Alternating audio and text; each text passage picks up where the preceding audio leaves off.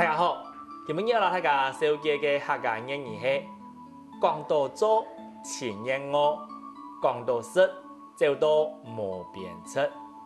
讲到做，前言我；讲到实，走到无边出。有句话是少年啊，唔肯吃苦，只晓得托了坎坷嘅事来做。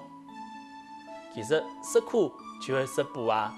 以下案例再来念一道：讲到做，前言我；讲到实，走到无边出。讲到做，前言我；讲到实，走到无边出。客家谚语是蒙大家嘅收看，按住说，张来了。